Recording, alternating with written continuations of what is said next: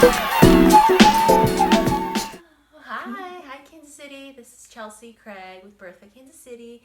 I'm here with Sarah Wallbaum, the midwife extraordinaire. She's a certified professional midwife, CPM, in the Kansas City area.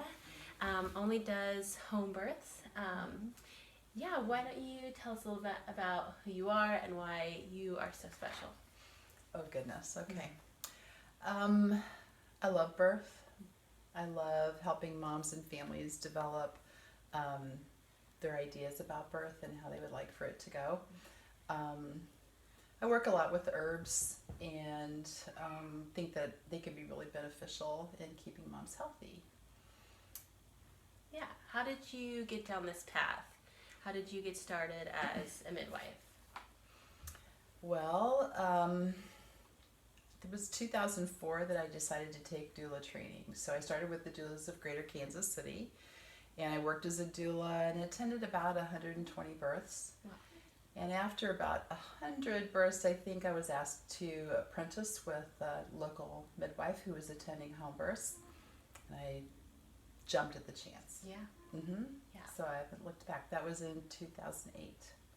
What was the catalyst that got you to go through the route of doula? Because you weren't in the birth world before that. No, I wasn't. I had a big change in my life I had an illness, and I decided after I recovered from that illness that I wanted to do something meaningful in my life. Yeah. And so I was drawn to be in the birth world. Yeah. And when I first started there, I had natural births with my own children. It had been a long time since I'd been around anyone having children. And actually I was kind of shocked at what I saw. Yeah. And so I became pretty passionate about helping as best I could. Yeah. Shocked, Yeah. not in a good way. Not in a good way, right. What do you love about working with the moms and moms to be of Kansas City? What makes them special? I love getting to know all of the moms I work with.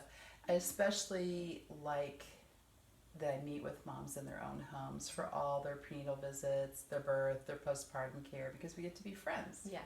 We get to know each other really intimately, and much different than having an office somewhere where,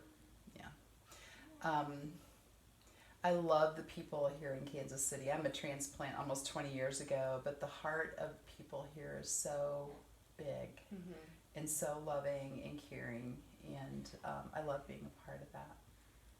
Yeah, the Midwest, we're just something special. We are. Yeah. What do you love about treating pregnant and postpartum women? I feel like I have an opportunity to really make a difference for people, for moms, in that I work a lot with diet and nutrition. Really, food is the very first thing I really like to talk about with people because it can make such a difference in their lives. Yeah. And the herbs, and I make tinctures and things like that, are all adjunct to that, but really food is the most important part of taking care of yourself and growing your baby. And it's been really fun in watching some moms develop who had no idea how important diet was for their health and for the baby's health. Yeah. And seeing later the changes that they've made in their lives, plus sharing with their own family and their friends. I really enjoy that. Yeah, that's a beautiful ripple effect. It is. Yeah. So tell us about a little bit nutrition. Like, what does that mean? How do you help? What does that mean to you as far as helping them? I like to get an overview of what their diet is currently like when I first start working with them. And I would have to say most of the people who contact me are not eating a lot of processed foods, but more than they realize sometimes. Yeah. And so I really like to focus on local, organic, if possible, farm-raised foods, food raised by people that you know. Yeah. And that you see every week. Yeah, that you can meet them and see them and yes. talk to them. I think that they're much more nutrient dense because most of the farmers that would be at farmers markets, say, or have CSAs are very conscious about their soil and the way the plants are raised. So really the nutrient density is much higher than it would be in regular large scale farming. Yeah. Yeah. What's a normal day look like for you? There's probably no normal day, but There isn't. a slightly averager day. Well, I'm not a big morning person usually, so I usually will start seeing clients more from noon on. Sometimes that goes late into the evening. It just depends on how many I have at the time. But I drive a lot. Yeah. Yeah, I usually stay within about 30 minutes of my home, but not 100%. So I drive a lot. Yeah. Mm-hmm.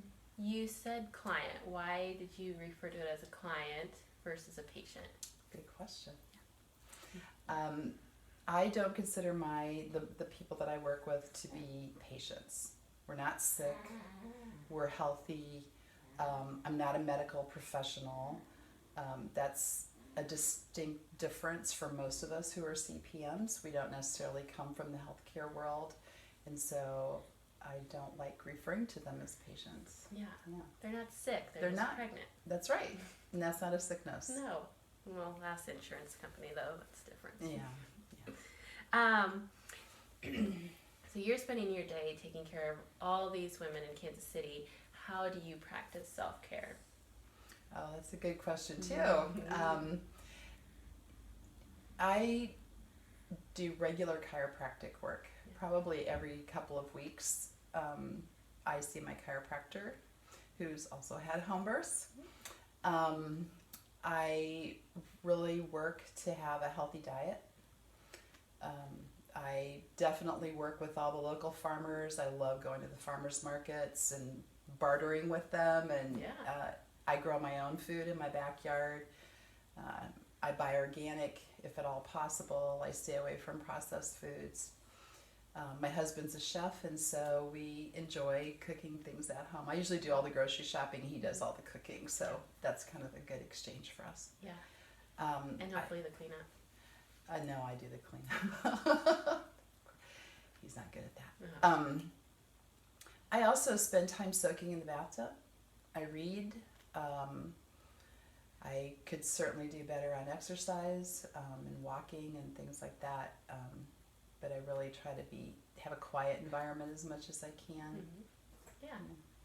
Do you listen to any podcasts or anything in your car, or do you listen to audiobooks in your car, or do you try to keep that pretty quiet as well? I have a really great friend who has recorded some very spiritually relaxing music, and he has one CD that I listen to always in the car. Yeah. Because sometimes traffic in Kansas City is kind of crazy. And so because I drive so much, I really try to keep my concentration is focused, but also keep the stress down. Yeah. Let's see. What about mindfulness? So you're talking about keeping a quiet environment. How do you practice mindfulness? Well, I think the quiet environment definitely helps because I don't have a lot of distraction. I don't spend a lot of time on the computer. Usually my house is quiet.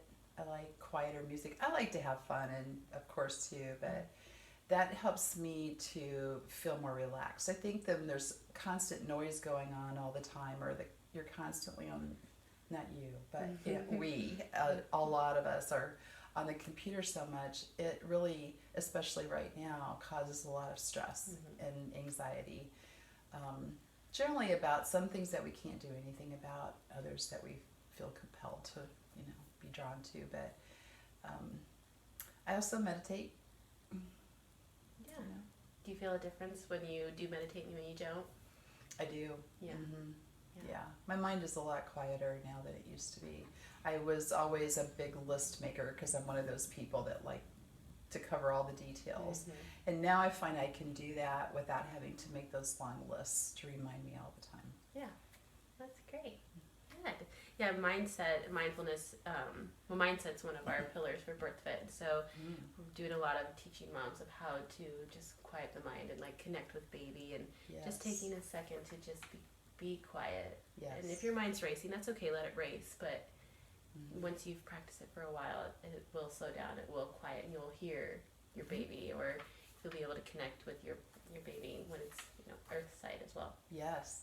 I'm a very big supporter of that. Mm-hmm. I like to encourage everyone that I work with to spend 20 minutes a day or so focusing on the baby, especially if you have other children, because it's so easy to be busy with them and forget. And soon this baby is getting close to being born. And I've had women say, I feel like I haven't connected with the baby at all. And it makes me sad. Yeah. So, I think 15 minutes, anyone can do that. For 15 minutes to carve that out of their day, other things can be let go. I just find that that's a really important thing to focus on. Yeah, they're listening. They hear us. Always listening and feeling your emotions, tasting what you eat, and so it's important. Yeah. Yeah. Good. I'm glad that you're getting your moms to do it. Yeah. What would be maybe 3 pieces of advice that you would give somebody who's thinking about going down a similar path as you, who wants to become a CPM, and maybe really quick tell everybody what a CPM is and how that's different from a nurse midwife? Okay. A certified professional midwife does not necessarily have a medical background. In fact, a lot of us do not.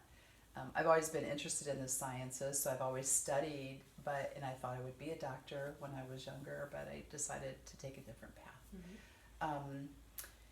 So most of us have worked as apprentices, and that's how we've come into it. There's more focus now on attending a certified school rather than self-study and apprenticeship, so that will definitely be coming up for CPMs. Now I have to stop and you have to tell me what your question 3 was. pieces of advice. 3 pieces of advice. Okay. Well, I've had a number of apprentices start with me who figure out that, especially from my practice, it's a little bit different because I don't have an office where everyone is coming to my office, and so there's more time involved in driving to each person's home. But that's important to me. Not all midwives practice like that. So understanding that time is not easy to plan, because birth is not planned in our world, right? It's not something that we put on our calendar and say, this day we're going to have a baby.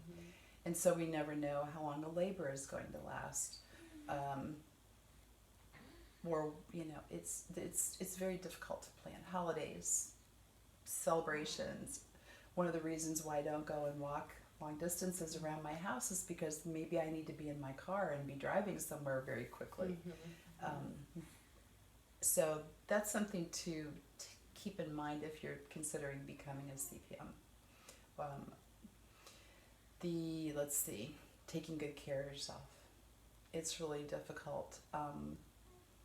If I don't always have food in my car of some sort, I might be somewhere and gone for a long period of time where maybe the food is not something that I really feel comfortable with. So I always try to have food in my car. So I think having children and starting on the path to become a CPM is a challenge. That's probably the biggest one for people. Being able to be away from their children. We might have a labor that lasts a day or two, and it's hard to be away, especially if you have small ones. So those, I think, are the biggest ones. Maybe also if you really wanted to get more technical about it, it's hard for I would say it's difficult for some people to find a preceptor. We have quite a few midwives, CPMs in the Kansas City area, and we all have students. Oh, wow. Yeah, and so that's very encouraging for us because we want more midwives here. We need more midwives here. In some areas, there aren't necessarily very many CPMs around, so students have a hard time finding someone to work with. Some have to move, for example. So there's that. There are other challenges too, but I don't know. I don't want to make it sound too hard. Yeah. You love your job, though. I do. I love my job. Yeah. I don't call it a job. You love your days. It's my passion. Yeah, your calling. Yeah. What about, what would be 3 words of advice that you would give a mom to be, or a new mom? Actually, let me go back. What about with conception? If somebody's thinking about becoming pregnant, what would be one piece of advice that you would give them, and then one piece of advice for a mom to be? I think if someone is considering wanting to have a child, conceive a child, it's really important to clean up your diet. It not only can affect your fertility, it can affect the environment for the baby. And so we want to give them the most nutrient-rich environment when they're beginning of life, when they're forming. I think that's critically important. And I don't mean you have to give up every cup of coffee or things like that, but really looking at what you're eating and is it actually food or not. And really the same thing when I'm caring for a mom, that's really what I'm encouraging them to do. Some people have great diets already, and there's really not much I can do to make a difference in that, because it doesn't need to have any changes made. But with every person, I really work with them to understand, do they need more protein in their diet, and what's a quality protein? Things like that, more fruits, more vegetables. I have to look at each person as an individual. Yeah. Which is great. Meet them where they are as well. Right. You know. What about a new mom? Like, what's the one piece of advice that you could give a new mom? Okay. This is a challenge in our society because new moms do not want to stay down. No. They don't want to stay home. They don't want to stay in bed. And I really think it's so critically important because our society doesn't support that. No. And it isn't like that around the world.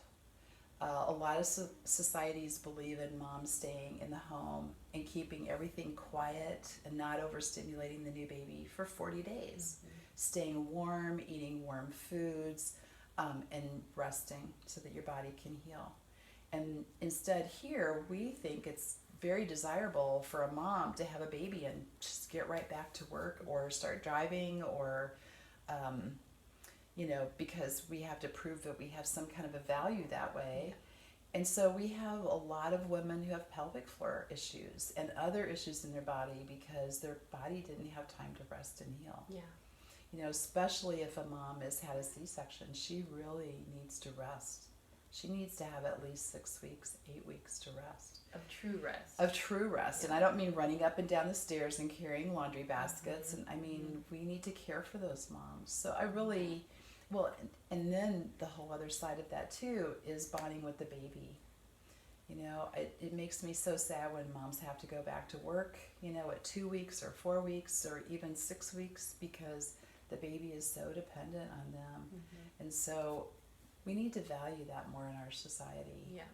Yeah. We need to look at other countries as an example of how important that is. Yeah, with my second, with Levy, Sarah was my midwife. Mm-hmm. I practiced 40 days of just being secluded, and I was able to get 30 days before I kind of started to lose my mind a little bit. Uh-huh. But there was such a big difference between my recovery with him and my recovery with my first. And even though they were birthed differently, it was still the emotional side was such better. Just because I skipped our Thanksgiving, I skipped our Christmas because I just knew that. Mm-hmm. It was going to be too much demand of myself physically and emotionally, and so luckily my husband and my family they knew that there was no wiggle room with that they were just going to have to say, okay, well, and plus I had a 2-week-old and a 4-week-old, just didn't want to expose them to the stimulus and just germs as well. That's right. Yeah. It's so important. It was, and it was great. It was so nice to just us two on the couch a lot and drink soup and lots of bone broth and warming foods. Exactly. And your recovery, it really, that recovery affects you. It could affect you for the rest of your life, Yeah. Yeah. Well, great. That is all I have. I'm so grateful for you taking time to talk because I know you're a busy woman. And that's all we've got today. Thanks, guys. Okay. Bye.